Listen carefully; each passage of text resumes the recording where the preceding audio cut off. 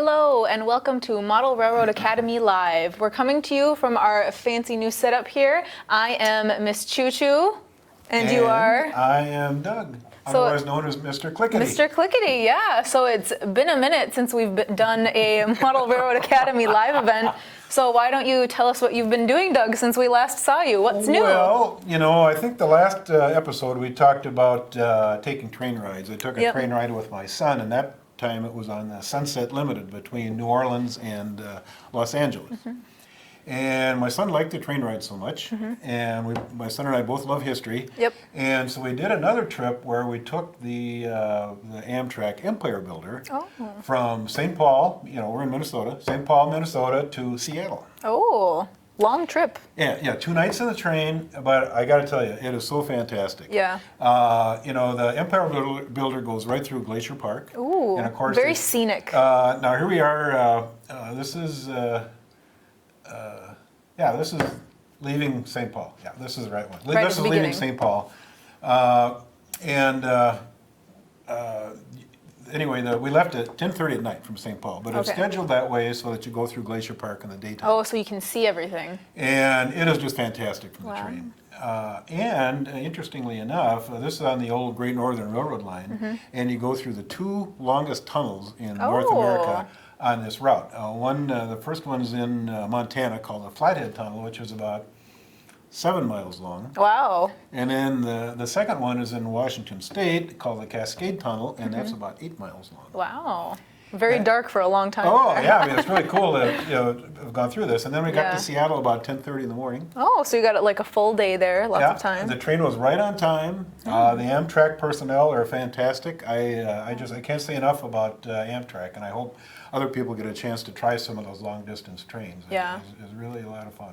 Sounds like a great time. Anything else new that you would like to share? Well, I've been working, I think we've mentioned before that I love using LEDs for layout lighting. Yes. And, the layouts need a lot of light to really light them up correctly. And, if you use a lot of incandescent light, they get hot, and all that stuff. I've used halogen lights and they get hot. So, we brought some props today. Some things I want to show. I was looking around my local home improvement store. And I came across these lights, and I think Nate has them here to show on the screen. But both these lights are 12 volt. They're not 110. They're made to go into, like say little study light fixtures, that kind of thing. So they're low voltage, and the round one that you see there actually is the light is equivalent to a 25 watt bulb. Oh. But so it only powerful, uses 2 watts. Oh. And so you get all of this light, and it generates practically no heat. And I like this round one because actually we're experimenting with using them for, like, say, put them on a ceiling in a building. Yeah. And then spread the light around so inside the building. it comes from the top. Yeah, like a ceiling light, and then let it spread around. And we've even thought that, if it's too bright, you could always put, like, say, wax paper or something over it, because it's not going to be hot. So if it's too bright, you can always back it down. Or we even talked about maybe painting over some of those LEDs. Yeah, so you can block a few of them out. But for 2 watts, it's just tremendous. And then the other one, the round ones there are basically the same idea, just a little different shape. And those round ones I'm using to light up my layout overhead behind my lighting valence. Yeah. And the neat thing about these, they're 12 volts, so you don't have to worry about electrocuting yourself when you're doing it. Always good. So I have here a power supply just to show you. I ordered this online. I think Nate has a picture of this too. But anyway, I ordered this online. This is a 12 volt, 2.5 amp power supply, and that's going to be plenty of juice for what I want to batteries all charged up. Do for these little tiny lights. So this was my experiment. I took one of these lights, if we can see it here, with the actually soldered wire under the pins. Now normally, you'd have a socket to put these into, but I'm not going to mess around with a socket. I just want to solder wires on there, and so I soldered some wires on just to experiment. And then I haven't done it on this sample yet, but I would use this is a little pack of shrink tubing. Oh.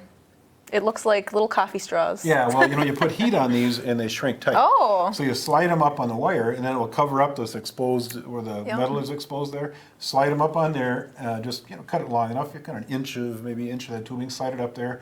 And then you take your soldering pencil and just use the shoulder of it, not the tip. But the shoulder of it is enough, if you touch it to that heat shrink tubing and just Shrink it up. shrinks tight, and then you don't have to worry about shorting out anything when you hook it Yeah, up. keep it safe.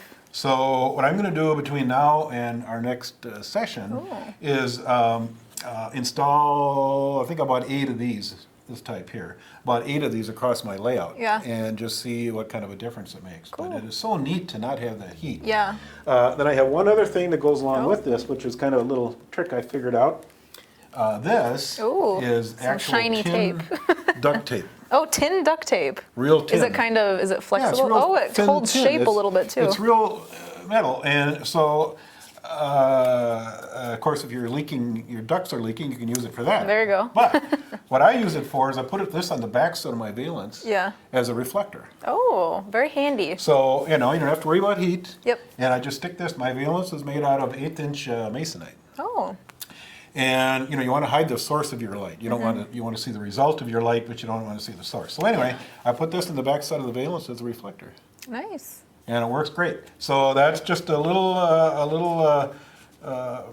few little tricks that I figured out. And Some fun our next session, I will tell you how all this stuff worked out. I'm real anxious. That's your homework for the next Yeah, one. I'm real anxious to try this one out in a building Yeah. just to see how it works. But 12 volt, Yeah. I mean, it's not a problem. So anyway, that's actually what I've been doing in that regard. Cool. Lots of great information there. Oh, and if there's any questions, if you have any questions about what I was talking about there, please email them in. Yes, at doug@modelrailroadacademy.com. That email should be the one. Oh, we have it lovely displayed on the bottom of the screen there. All right.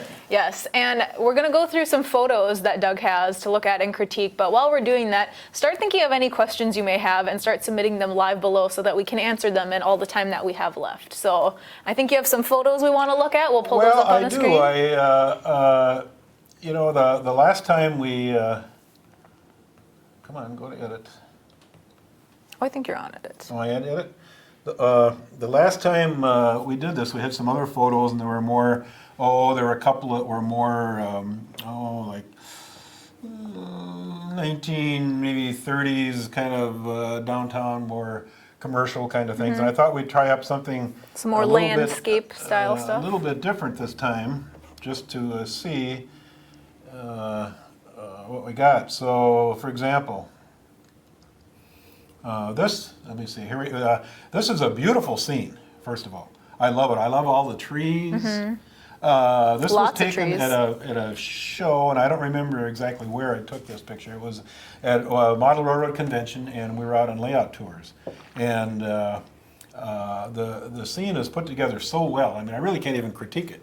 Yeah. I mean, the only thing I guess I would change, I have just 2 things. It would be the backdrop here could be, I'm not picking on this guy now, but the backdrop could be improved. There's such nice Yeah. photo backdrops out now, where you could actually match the photo backdrop to the Yeah. scenery. And I've got another picture, we'll show you an example of that. Yeah, it looks like you could add some more texture there because the trees Yeah. are very vibrant and then the backdrop is a little. Yeah, I mean, flatter. it's, like I said, I'm not picking on this guy because he did some beautiful work, but I'm just little, little ideas, Improvements. little things that I think about. And then the fascia here, I mean, I have a fascia like this in my layout, very similar Yeah. to this. It follows the contour of the scenery. And then the bottom edge here hangs down enough to hide a curtain rod or a Velcro Oh, yeah. attachment for the curtains hanging below. Oh, And, model railroaders always have a lot of stuff, yeah. so you have to, Yeah, have to hide it somehow. hide it, yeah. So I like this whole idea. The one thing that I like to do is use a much more neutral color rather. To me, that blue just is it kind of takes away Stark from the contrast. scene. It should be a more earthy color, and then I don't like.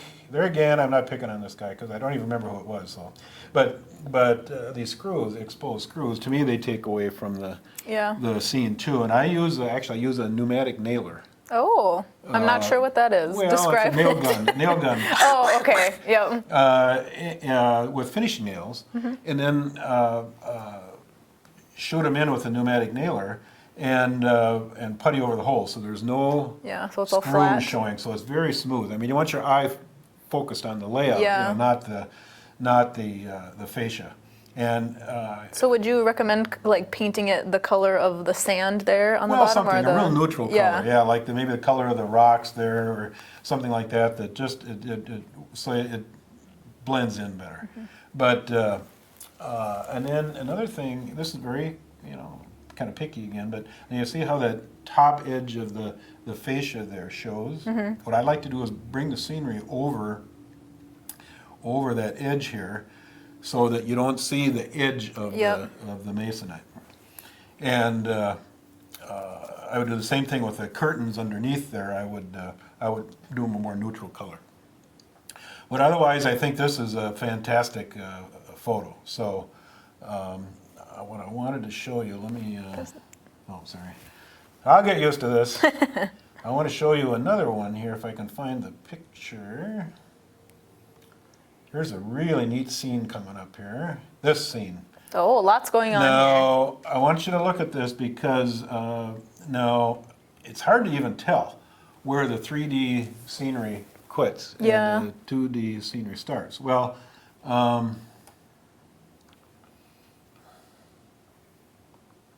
Got to get in the pencil edit here. Give us a moment. yeah, okay, I'm getting used to this. Okay, now this whole area in the back here is a photo backdrop.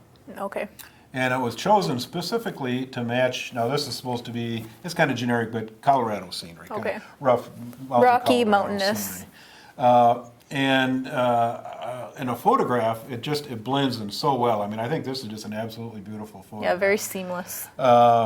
And the idea is there's kind of a gorge that starts in the back and works toward the foreground, and then there's a little drainage culvert down here and so on, and then all the various bridges that crisscross. But it really, it just looks so natural, and of course all the trees too. You notice all the trees on the printed backdrop, and then the three-dimensional trees on the rest of the layout, which blend right in with the printed They match backdrop. very well. I mean, I think that's just a fantastic scene. I just love it. And the rock was weathered so well.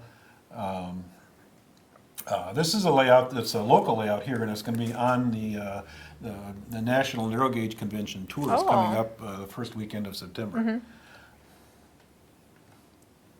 Okay, let's see what else we got here.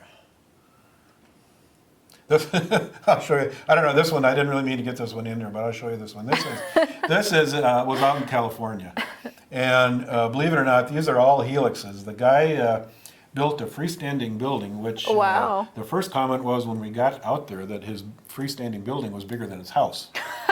He was dedicated. And this building is actually 2 stories tall. Wow. And the helix, I mean, you're only seeing part of these helixes here, but it just phenomenal, just unbelievable. I think I was standing on the 2nd floor looking down at this Wow. turntable area, but just amazing, amazing. Well, here, we can do something different here. Now, let's try this one. Now, this is a neat little scene that it's just 3 little commercial buildings, and you can see there's some, kind of whatever mountain scenery, trees behind them. But I think there's some really neat detail here. Just obviously kind of a motorcycle. Yeah. Not gang. It wouldn't be a motorcycle gang, motorcycle group. So there's some nice people. There's some people kissing in front there. But so these look like pretty nice motorcycle people. Anyway, 3 commercial stores. Yep. And with a lot of little detail. For example, look up here. Here's a window air conditioning Yeah. unit. That's kind of neat. In this next building here, we have somebody up on the balcony there. And this is a sign that was, I'm familiar with this one because this was actually photographed from an actual building, Oh. a real building, and then printed in miniature to put on a model building. Yeah. So, Is that what people typically do? They print them, or do people paint their own? well, I think nowadays it's so easy with a computer, you Yeah. can scale them You down. can get an And if I exact see a- replica. if I'm out and about and I see kind of a neat sign that I like, I Yeah. mean, why go through all the trouble of doing it Yeah. yourself? Somebody already did it. Why fix it if it's not broken? Yeah, so you take a picture of it and, print it, you can experiment, I just experiment around with the percentage on the printer until I get it where I want it. And I like to print it on photo paper. I was going to say, do you print it on regular paper or Well, photo just paper? because it's stiffer and it gives you Yeah. a crisper detail. And sometimes you don't want the sign that good, but you can always dirty it up Yeah. after the fact.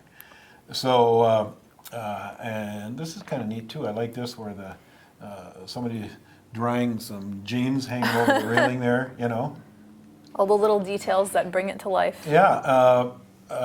Let's see, what else have we got? So these are, various conversation groups of people, people standing around. Here's a guy with a cowboy hat, kind of looking things over. The truck in the front. What else we got there?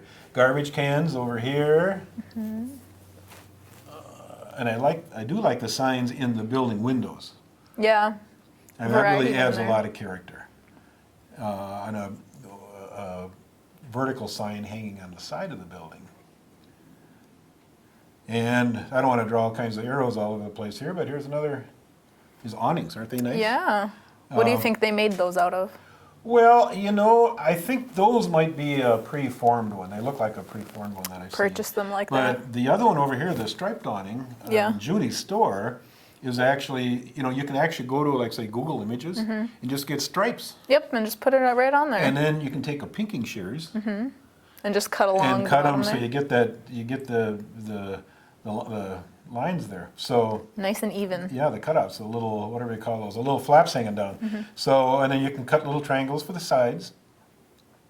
But I think this is a great little scene, and it's small. I mean, this whole scene probably only takes up a foot. Yeah. So it just goes to show what you can do, and everything's weathered, by the way. It's not Yeah. doesn't look like plastic. It shows what you can do in a very small, Amount of space. very small amount of space. So let's see what else we got here. There was that farm scene. Now here's something a little bit different.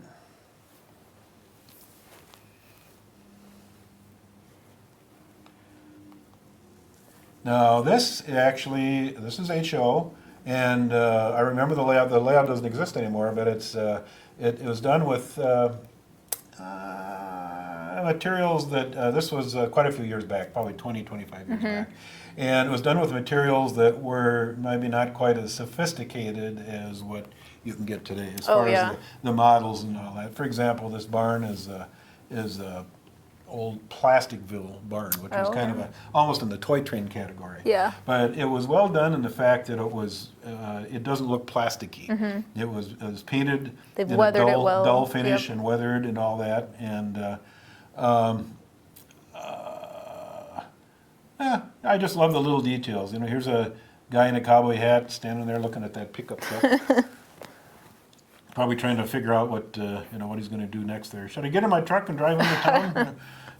And then here's All the little chickens out there. Here's a woman hanging up clothes, which is neat. And it looks like we see geese and we see cows, and then there's the water tank with the windmill on it. And there's even a water pump here. So right there. This is a plastic fence that has been Painted. weathered again to look pretty natural. And I think for its era, it's very well done. I mean, you could certainly, make some changes nowadays, but I think it's very well done. What changes would you make nowadays? Well, I mean, there's laser kit, laser Different cut buildings. kits and everything. Yeah. There's so much more available now than there was back then. I mean, all of these structures could be replaced with maybe actual laser cut wood kits rather than plastic. But still, I mean, You can make plastic look pretty it looks pretty good. pretty doggone good. I can't complain too much. So now I hope people sending in some comments about all this. I hope. We're getting a few questions come in. Good. So let's see what else we got here. Here's another one. Should we do this one? Sure. Okay. This is a tremendous scene. I love it. And this reminds me of the John Allen scene. And this guy may have actually trying to capture the flavor of the John Allen scene. John Yeah. Allen was probably they called him the Wizard of Monterey. We've The talked about Wizard, him yep. before, and just a fantastic creative guy. And really, I can't find anything wrong with this. I mean, the guy did such a fantastic job with the trestle. You look the way Yep. the trestle is put together, the way the actual bents and the cross members and all that are put together. I mean, he has actually followed real railroad Standards. standards Yeah. and as far as building it so it's structurally correct. Wow. Sometimes you see bridges that are built by modelers that really wouldn't Work, and yeah. fall apart. So, I mean, this is done so well and it's weathered so well. It's got this nice weathered gray color. I hope people send in comments about it because I really can't find anything wrong with it. I mean, it's here you would have the double bent. You can see the double bent at each side here to carry Yeah. the load of this span here. So you need a double bent to carry that load, and he's done it correctly. Yeah. It's so well done. He's done his research. But the only thing, I mean, I'm not picking on anybody again, but the only thing I can think of that I would do to improve this picture was maybe you could use a little photo backdrop, like say right in here, some mountains or something, Add something into the sky. just to fill in that sky, and then maybe some clouds or something, And the one thing I mean, model railroaders sometimes tend to do like a perfect sky, Yeah. but Which doesn't look natural all the yeah, time. I mean, sometimes I kind of like something a little bit moody, a Yeah. little moody sky. And on my layout, I used a color called Quiet Rain, Oh. which was sort of a hazy blue-gray Yeah. kind of a color because I didn't want the sky too perfect. Yeah. And I was going to say he has these cross timbers down here too. This is on hard rock. Now there's two different kinds of trestles. We can point this out. This is kind of interesting. There's a pile trestle Yeah. and a timber bent trestle. These are square timbers, and they're made to sit on sleeper supports down here in the bottom on the rock. Yeah. Pile trestle is a type of trestle with the round pilings like telephone poles that you hammer into the ground and have to be Wow. put into soft ground because you're actually hammering them in with Yeah. a pile driver. Well, on this hard rock you couldn't do that. You'd have to actually set them on a rock shelf down there and let the load ride right on the hard rock. And this Yeah. guy has done it correctly. I mean, it's just beautiful. I Yeah. love it. It's just a fantastic picture. It's a nice looking train. Nice looking What structure. else can I say? Okay, so that one's done. What else I got here to talk about? So we did the farm scene, we did that one. Should we do this mine scene? Let's do it. Okay. Whoops, wait a minute, I didn't mean to do that. Bear with me, folks. The technology we're learning. Yeah. Okay, now this is the wonderful narrow gauge mine scene. And this structure is, I mean, that's exactly what they use in a mine. There would be like what they call stamps to crush up the ore, and that's why mine building that was built on a hill. Yeah. Because they'd use water to flow the minerals down the hill, and eventually the ore would end up down at the very bottom. But this building is done so well; it looks so natural. Now you can see over in here. There's an opening there, and I'm assuming that's where the mine cars would come in this way into this building, and that's where the raw ore would come in. Oh, yeah. And then it works its way down this building, and it's every time it goes down another little cascade is more refined, and then gets down to the very bottom and is loaded into ore cars. What else? It's beautiful. I mean, here again, I mean, the backdrop is kind of hazy, so it's not so bad. But by today's standards, you could actually put a photo backdrop in Yep. there and improve that backdrop. But otherwise, it is just a fantastic scene. He's got some scrap lumber just kind of sliding down the Yeah. hill that they left there, and very well done. Yeah, well, we have some questions Oh, we can okay. move into here. Certainly. Yeah. Continue to ask them live. We'll try and get through as many as possible. But we do have some pre-submitted ones as well. So we will start with our first question from Scott, working in N Scale, who asks, is Magic Water better than Woodland Scenics for modeling water? Well, people, there are various opinions about that. Okay. People have, it's like buying a car. Everybody has kind of their own opinion Yeah. what's best. And I've used all of them. And I like Magic Water. I think it works You real do? well. And also we have used... Matte medium. No, gloss medium. Gloss medium. I forgot to make the gloss medium sign. That was we my have bad. used gloss medium, Yep. which is basically the same idea to make water. Just glossier. And you can also use gloss gel, which is the thicker version of that Okay. stuff, if you want to make ripples or churning Yeah. water or something. And whenever you use medium, it takes multiple layers. You have Coats. multiple coats to make it come out right. But But then you can put stuff like layered in it if you're doing multiple coats, stuff sitting in the water, right? oh yeah, we were talking about that I think before. You Yeah. could have like say an old tire on the beach or a Yep. little dock if you want to put a dock in and then surround the pilings with water. Yep. All that is doable with that stuff. So I guess I can't really say. I mean, I would say try it and see what you like the best. Yeah, It- what you it prefer. they all work well. Yeah. No strong preference Yeah. either way. Our next question is from Doug in Kentucky, working in G-Scale. He's saying, I want to use a Tsunami sound card decoder without DCC. Guys say it can be done, but nobody says how I can do it. Do you know how to do it? Well,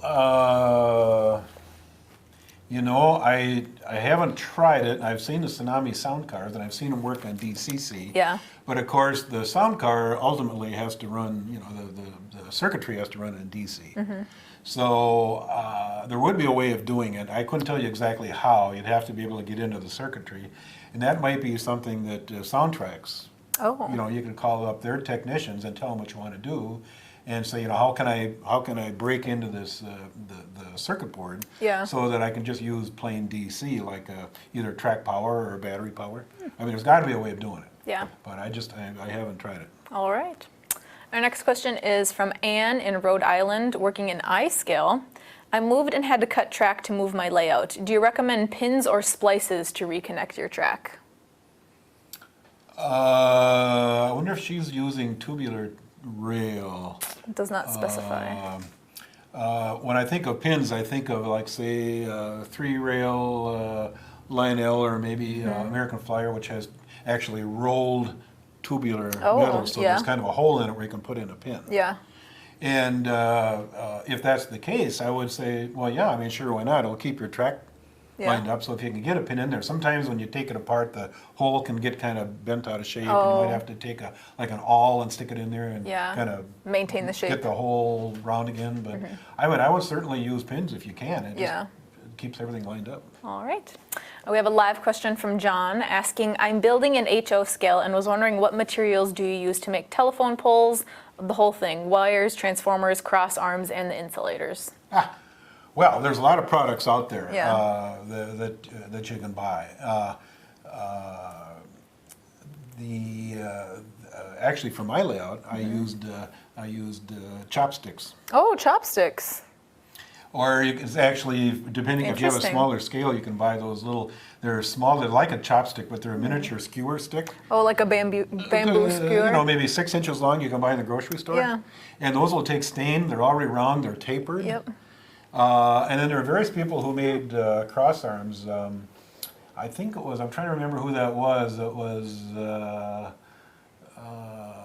Well, maybe it'll come to me. Somebody actually made cross arms that were for smaller scales that were Yeah. molded out of clear plastic. Oh, Where that way you'd have, if you just painted the wooden part of the cross arm, you could Yeah. leave the insulators clear. So Oh. that it would look like, I think they also did them in green. So Yeah. you could have the insulators be clear. In the bigger scales, you can actually get little, like little beads from a place like Michael's. yeah, craft store. I mean, it's a lot of work a lot Yeah. of work per telephone pole, but you can actually get little beads and make Make your own. insulators. As far as transformers go, there are outfits that make detail outfits that make transformers. I think SS Limited, Model Tech. There's Atlas has transformers in their telephone pole set. Yeah. And the neat thing about transformers is that they come in all sizes. Yeah. So you don't have to be too worried about the scale. I mean, I have S scale, but I have HO transformers poles? that I put on poles. So just kind of, I mean, what I do is just pay attention to real telephone real poles and life. kind of see what they do, and you can sort of copy that. But And the smaller scales is hard to actually put on a Yeah. individual insulator. I'm sure. Very tiny, So, tedious work Yeah, there. if you use something like Atlas poles, which are plastic, you can weather them up. Yeah. And then you have to paint the insulators. You can get the, what do they call it? There's actually a paint you can get at a place like Michael's that is sort Yeah. of a, it kind of has a glassy, what am I Like a trying to think? shiny It's kind of a finish? glassy look where you can actually paint the plastic insulators and they look pretty good. So sort of a, clear, almost Yeah. clear sort of stuff you can put on the insulators. So, Interesting. yep. Our next question is from Scott, who asks, how do you clean your wheels on your Motive Power? Well,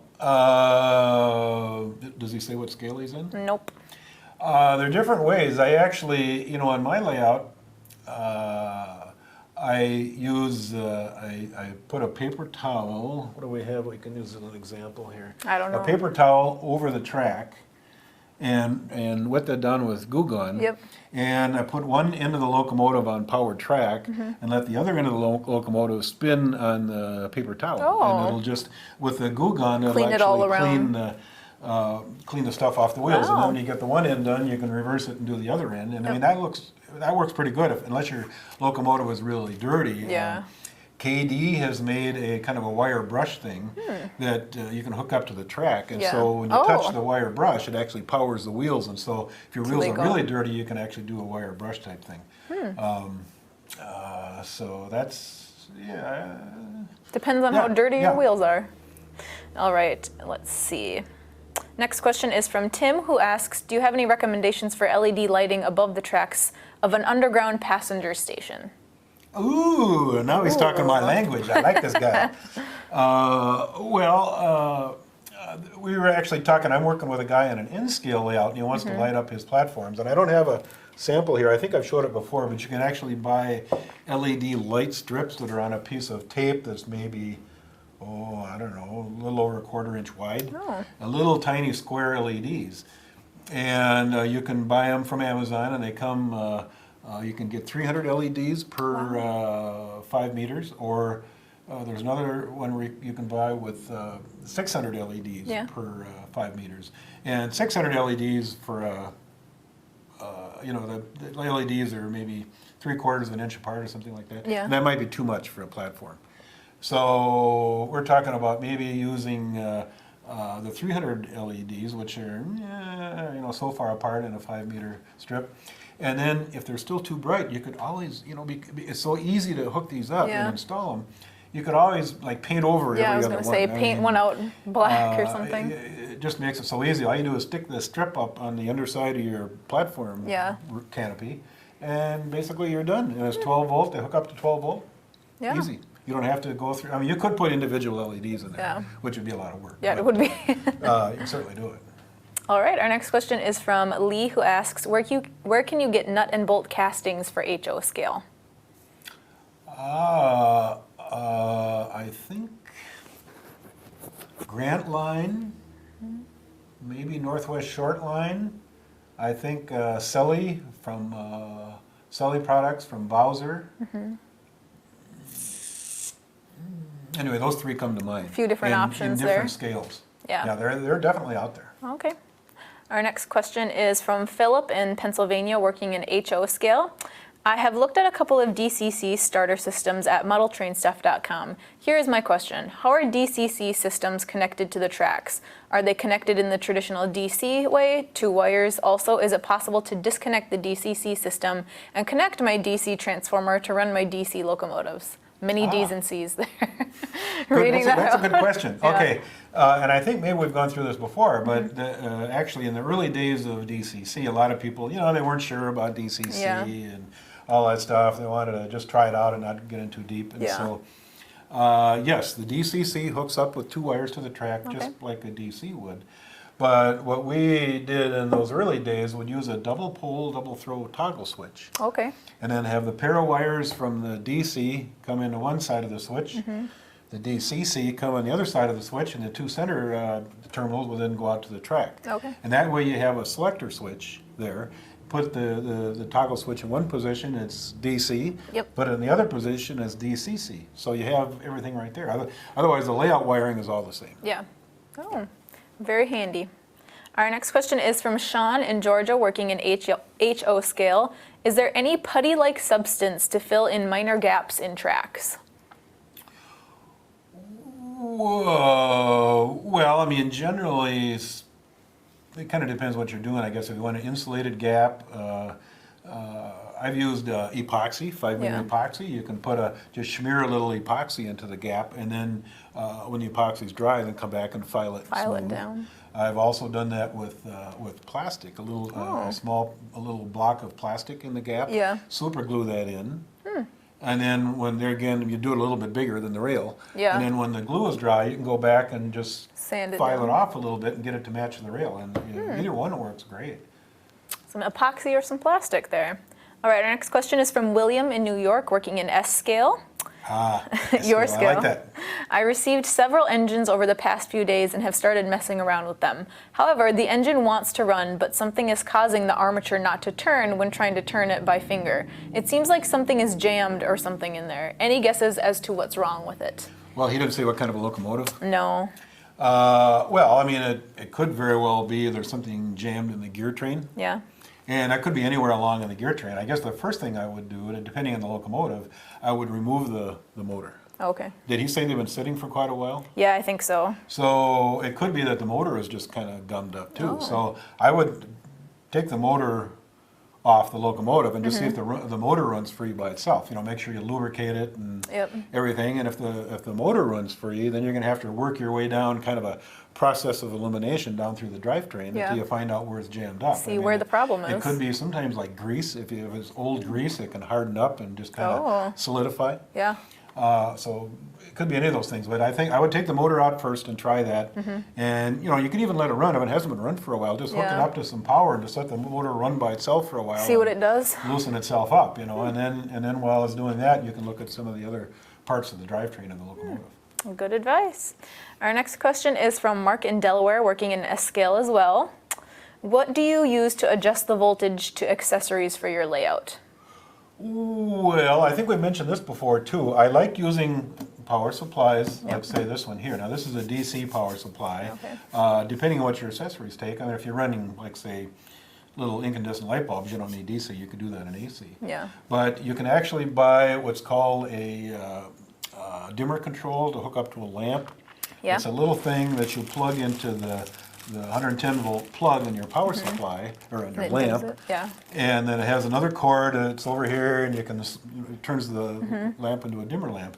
Well, you can do the same thing on a power supply because you can actually, now this might be a regulated one. A regulated power supply, you can't do that, but on a kind of a simplistic power supply, you can actually, by varying the 110 volt, the voltage coming in, you also vary the voltage coming out. Yeah. And so I've used landscape power supplies for that too. You can buy, a lot of those power supplies are 12 volt. Yep. And they're just a big transformer. And a lot of times, before in the old days they had mechanical timers. Now they have digital timers and everything. But basically, I just take all that apart and don't use them. Just use the transformer part because it's a reasonable price for a transformer. And then hook up a 110 volt dimmer to that circuit. Oh, all right.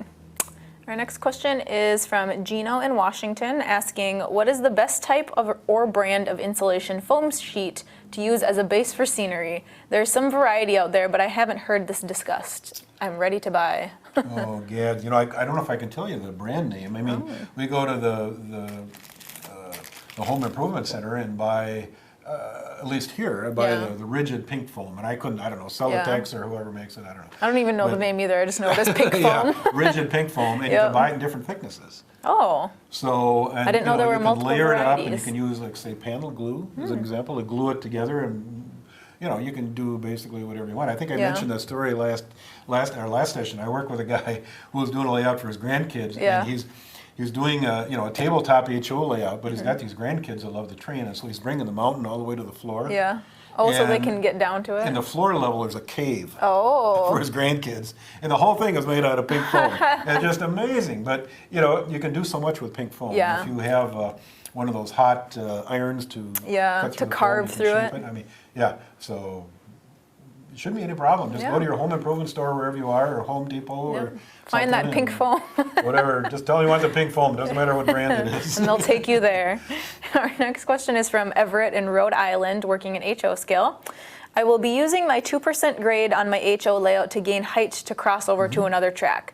Most of my layout will be level. When transitioning from level to the beginning of the 2% grade, how does one handle the slight vertical curve in the rails? This seems like a small item, but I don't want to screw it up. Well, that's very good because Yeah. you don't want to kink. You don't want to go from a level to a grade. I mean, you definitely want to. Real railroads will do the same thing. Yeah.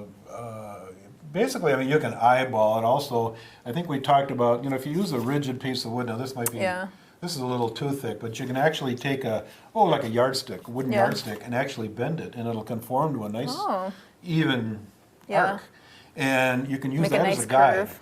But primarily, I just use, I do it by eye. You can play with it. And if you want to get real fancy, you can use. I actually have an app on my phone Oh. that reads out grade and percent. Handy. I didn't know there were model railroader apps. Yeah, well, I don't know. You can use it for anything. But Yeah. But anyway, so you can actually, you can set your phone on the track. Yep. And work your way up to that 2%. Oh, Start out at a just set half it a on there and percent, and level then it. go into 3/4%, and then 1% or what.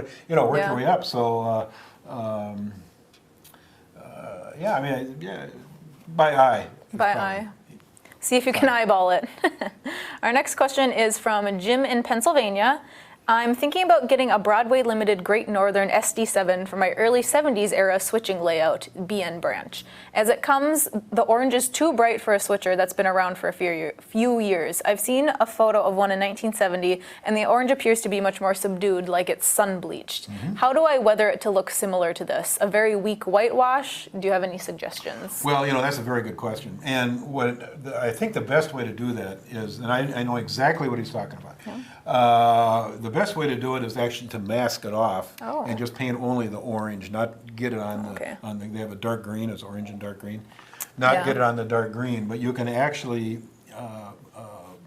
repaint it with a mixture of clear flat finish and then a much lighter shade of orange, which would be, well, I don't know, you can even mix Like a up dusty your orange. orange. Take an orange and then put probably a little bit of white, or Maybe you some want to make it gray, almost make kind it- of like a pinkish shade, because the sun did bleach that orange. I've definitely seen real examples of that. So, but I think the best way to not get it, you don't want to get it on the green, so Yeah. mask off so you just only have the orange part. Do that with like masking tape, or how do you block out the green? Yeah, but just put masking tape over it? Masking tape, use good quality masking tape, and just like I say, just repaint the orange part on it, which would be on the top, and then of course you're going to dirty the top anyway, because Yeah. it's just going to be dirt and soot and all kinds of stuff on the top aside from the orange, and so. No, I think he'll do fine if he's got a decent airbrush. You don't need a super expensive airbrush, but a medium price airbrush. Yeah. A nice-ish one. You could do it. All right. Our next question is from Bob in Tennessee. Any ideas on how to make birch trees? Well, I've actually seen people do birch trees in different ways. They have pretty delicate branches. And in the old days, people used to actually take stranded wire, like kind of heavy gauge stranded wire, and then undo the strands. Yep. So Like peel it apart? Yeah, and twist them into little tiny Wow, that's very branches, tedious which work. Which is I'm sure it looks great though. If you're doing 1,000 trees, you may not live long enough to do them.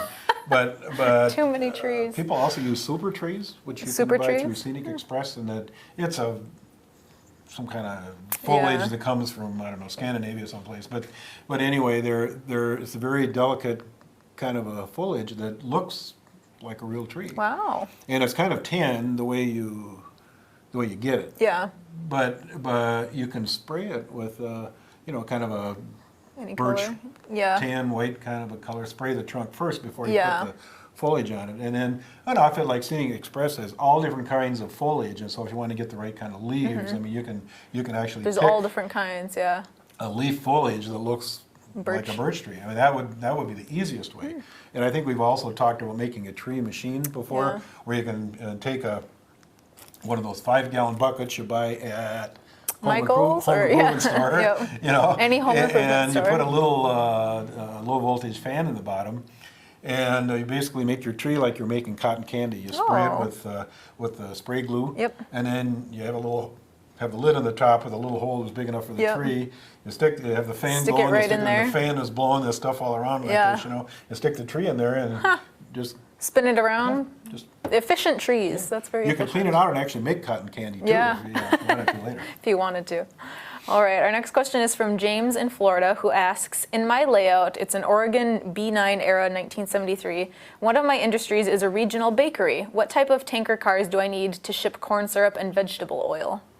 Ooh. That's an interesting question. Well, it'd actually have to be a pretty good sized bakery to get supplies in by From a mail. train, yeah. But there certainly are. There are syrup cars. Well, look at we have in our town here. We have a Coca-Cola plant down there Yeah. in Egan. Oh, I didn't know that. If you go by there are tank Do they cars ship- in there. yeah. They get the Coca-Cola Wow. whatever syrup, whatever they use to make the syrup, in tank cars, and they're specially equipped tank cars. Yeah. And of course they have to be clean and healthy on the inside. Yeah, So FDA they're- approved. They're tank cars that are specially assigned for that kind of service. Wow. And there's all kinds of liquids that get hauled in tank cars. They used to haul molasses, as Oh. an example.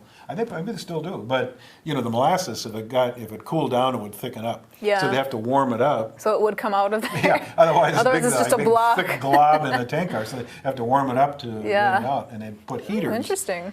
into the tank car down from the top. Yeah. To heat it melt up, the molasses to down? soften it up so they could. Wow. And sometimes they'd have like insulated tank cars, like for molasses, they probably was insulated so they would keep it warm as Warm. long as possible. But yeah, I would say just special service tank cars. Tank cars. Interesting.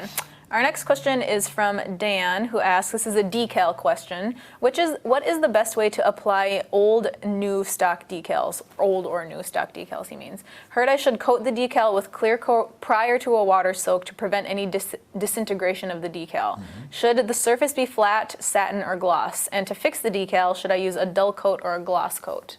Well, very Lots good of things questions. going on there. First of all, with an old decal, depends on the brand. I mean, some decals had a heavier film than others, but you do have the potential of the film actually getting kind of, brittle. Yeah. I guess you could say brittle. And so I would experiment first. I would just take some decal, part of the decal that you're not really going to use, and just experiment with it and then try it just by itself first and see if Yeah. it works. If it doesn't work, if the whole thing kind of disintegrates, then the person is right. You have to spray it with a clear coat. Okay. And I like to use gloss to start out with. You're Yeah. you're going to Gloss weather your first. car and make it dull afterwards. Yeah. But to start out with, I would put gloss on there. Same with the car. I would do a car glossy because, when you look at a flat finish, microscopically, it's like sandpaper. Yeah. And so when you put a decal on top of that, if you have air bubbles, it's just going to look kind of gray, Yeah. frosty looking. Frosty. So you want to make sure, especially in an older decal, that the decal settles down really tight, and you have Yeah. to have gloss to do that. Then, like I say, you should experiment with this whole process before Yeah. you do anything on Test it on a out. car. But anyway, once the decal is down, then depending on how thick the film is, you may want to go over the decal with, call it a satin finish maybe. And it's primarily just to seal down the edges of the decal Oh, because you okay. want to make sure they're down Flat tight. and down, yeah. And then once you're through with that process, then you could certainly do the flat finish or a weathering wash or something Whatever. over the top. But that's what I would recommend. But experiment, or you could even take an old junk car. Yeah, a and just freight try car or it out something, on there. and experiment with it before you do it on something serious. All right. Our next question is from Ron's Trains and Things. Atlas announced that their one China factory is closing, impacting their locomotive and rolling stock lines. Now we know the closing impacts several other makers. How greatly do you think this is going to impact the hobby overall? Well, that's a very good question. And I talked to many manufacturers in all scales, and Yeah. not just Atlas, but these Chinese manufacturers, I think they know they got a good thing going, and they're sort of these model companies are sort of at their mercy Yeah. because they don't order. I mean, you can go to a Chinese manufacturer and say, I want 1 million of something, and they'll Yeah. go, oh, sure, fine. Yeah. But doable, but if you want, 1,000 or 2,000 or 5,000, they might go, well, we don't want to mess around with that. Yeah. So you have to find, you have to search around and find somebody, and for whatever reason, they all seem to be in China. I don't know why we can't do it in other places, but anyway, these manufacturers are scrambling around to find other people. But I think as the market, shifts around and develops, I think that there will be other Chinese manufacturers out there that are willing to take on smaller runs. To fill the place. So But you don't think it's going to have a huge impact right now quite yet? Well, it might raise the prices. Oh, there you and go. it might also mean that you can't get something for a while. Yeah. So, I mean, that's one of the old adages in model railroading. If you want something, get it now because It might go away. yeah, a year from now you might not be able to get it. Yeah. So if there's something you want and it's out there in the market, I would just go for it. Get it right now while you can. Our next question is from John, who asks, how far apart should each basic power wiring connection be on your track? And he's not saying a scale. Nope. Well, generally speaking, they say every like 6 to 8 feet. Yeah. But there's a lot of variables in that. And, when you have the rail joints, like say up in this track, here, they might be fine when they're new, but if they get dirty, they get corroded, they get paint in them when you weather the track or whatever it might be, they may not work so good down the line. And of course, another great model railroad adage is it never goes back on the front. Ah. You wait till, you build a mountain over a piece of track, and this mountain covers, it's in a tunnel, and that's where the track is going to go bad, in the middle of the tunnel. Right in the middle, so where you can't get it. Yeah, exactly where you can't get to it, that's where it's going to go bad. So I would especially put feeders in places that might be hard to access later on. Make sure that those are good to go.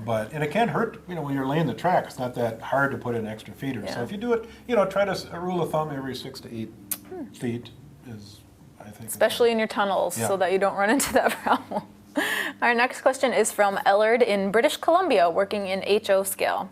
Hi, I'm pretty much new to all of this. My question is, can I set up a helix for up and down with one track with auto reversers, such as in a reversing loop? Well, sure. Sure. I don't see why not. I mean, I assume you're going to have a loop at the bottom of the helix. Yeah. So one track is going to go down, for example, and then you do the loop and come back up. Right? Yeah, I think so. What it sounds like.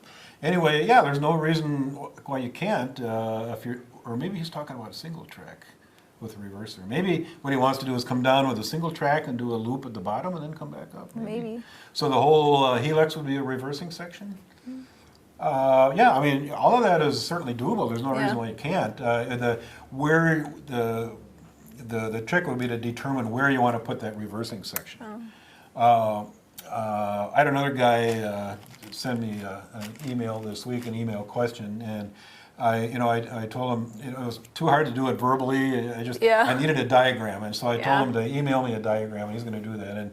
And same with this person. If it's helpful to send an email and a diagram, I'd be happy to look at it and feel free. help you out further. All right. Our next question is from Andy in Arizona, working in HO scale. My old locomotives haven't been running in close to 30 years. Is there anything I should do to them or check before testing them? Well, I mean, I would certainly oil them. Yeah. Give them a little bit of oil. There's actually oil out now that is not petroleum-based. It's synthetic oil made from models. Yeah. And so that's what I'd recommend. Get some good oil. quality synthetic oil, and just give them a little dab of oil. It can't hurt. Yeah. And there are also test rollers you can buy. They're kind of neat that actually fit on the rails, kind of sit on the rails with rollers, so you can actually put the locomotive on there, and it takes the electricity from the rail, but the locomotive will just sit there and run. Well, it might be a good thing for that equipment to just sit there and run for a while. Wow. Maybe put the power to it and let it run for a half hour or something and loosen up. Maybe go each direction. Go one way a half an hour and another way a half an hour. And see what happens. And then watch them to see if they get hot. Yeah. If they're hot to the touch, then maybe there's stop something wrong, something binding. Yeah. All right. Our next question is from Austin in Texas, working in HO scale. I'm brand new to model railroads and about to start my first layout, something I've wanted to do for decades. I'm very interested in using a Trix 2 rail C-track made in Germany and want to know if I will be able to run any US-made locomotives and other train cars on this track, assuming they're all the same HO gauge. I can't tell you that much about German Trix track other than the fact that all HO is designed to be the same. Okay. But we also have the National Model Railroad Association here in the U.S. that sets standards for the U.S. Oh. And some manufacturers follow it or kind of follow it or not completely follow it. And so I can't really completely answer that question. In theory, it should. Yeah. The rail could be a slightly Hopefully different it shape. should, yeah. The rail could be Yeah. a slightly different shape. But I would ask Trix that question maybe. Yeah. Just send them an email and see what they say. See what they say. Can't hurt to ask, right? Our next question is from Rocco. It just says in the USA, working at HO scale. I have a noisy train. Which oil or grease can I use to remedy this? I read somewhere that I can even use Vaseline on the gears. Is this true? Yeah, people used to use Vaseline. Did they? unbelievably. Yeah. I mean, it's a lubricant. That works. But I probably wouldn't use that anymore. I mean, that's Okay. petroleum based again. Yeah. And it can attract dirt and lint and just Yeah. get gooey after a while. So I wouldn't use Vaseline, but I would suggest that the synthetic lubricants. Go to a hobby store. Yep. And buy some synthetic lubricants. You can buy synthetic grease and synthetic oil. So I probably buy one of each and just apply them as needed. All right. Our next question is from Tom in Oregon, working in HO scale. A lot of HO scales today. I received a lot of used tracks. Some look corroded and some are covered in a green/bluish color. How do I effectively clean the tracks? There are over 40 tracks to clean, and I'm told they are brass. Well, that's one reason why people don't use brass Yeah, anymore. because the trinkets like that. That blue-green stuff Yeah. is corrosion. Like that gets on Yeah, pennies and that's stuff. what a copper roof looks like on a building. Yeah. It turns that color. Brass track. I mean, unless you really want to use it, I would suggest getting Getting rid of it. nickel silver track, which is a lot easier to work with. But if you're really seriously about cleaning off that track, you Yeah. might actually have to get a power sander. Oh, sand it And all put off there? a light gauge like emery paper in it. Because if you do it by hand, it's going to take a long time. I Yeah, mean, especially he said he had the- 40 tracks. That might. the top of the rail be a is all long you time. care about. I mean, the sides, if they're dirty, it doesn't matter. Yeah. But you want to get the top shiny. So you could do it by hand. Yeah. It might take a while. Maybe you have a lot of time. Maybe you do want to do it by hand. But, kind of depends on what your time is worth and Yeah. what you're willing to invest. But I think if you're going to stick with model railroading for a long time, I would just not Invest. use that track and get some nice nickel silver track. All right. Our next question is from Brock in Toronto, Canada, working in HO scale. As I look around at new and used items, the prices confuse me. Some HO locomotives are quite cheap, like $5 to $10, but then there are others that are close to $300. I own nothing. Looking at these prices confuses me. Can someone help me understand the wide range of prices? I'm looking through eBay, Amazon, and Bachman. Well, I mean, Yeah. it's pretty much like anything else. You get what you pay for. Yeah. If $5 you're- locomotive is a $5 locomotive. If you're serious about the hobby and you're planning on staying with it Yeah. for quite some time, I would spend the money and get good quality stuff. Yeah.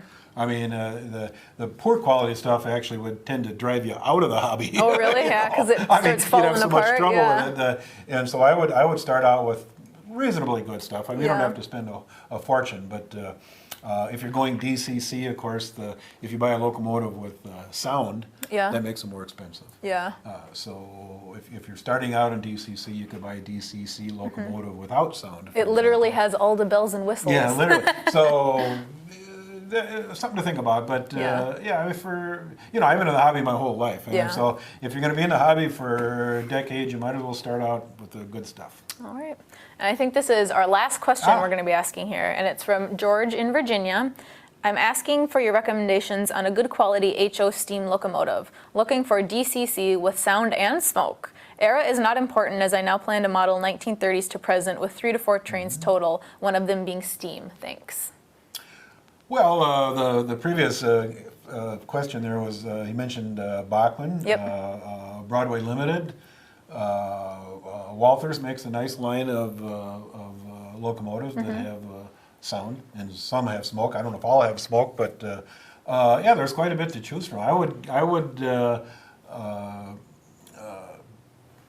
I would just go through. I mean, like a Walther's catalog is an example. Walther's has a lot of the brands in there. You can go through Walther's catalog and look and see what they have. You can go online. You can go right straight to Broadway Limited as an example and look at what they have, or go to your hobby shop and look and see what they have. As another, we want to support our local hobby dealers. So. Talk to your friends in the model railroad hobby and see what they like. See what they're saying. Yeah. And ask around. Get something, something good quality, and it sounds like he is planning to. Yeah. All right. Well, thank you for all of your questions. Come back next time and ask some questions, or go to our questions landing page. We'll link it below so that you can ask questions at any time. Remember to sign up for our newsletter, like us on Instagram, Facebook, Twitter, so you can see when we're doing our next Train Talk Live, because we'll be back next month.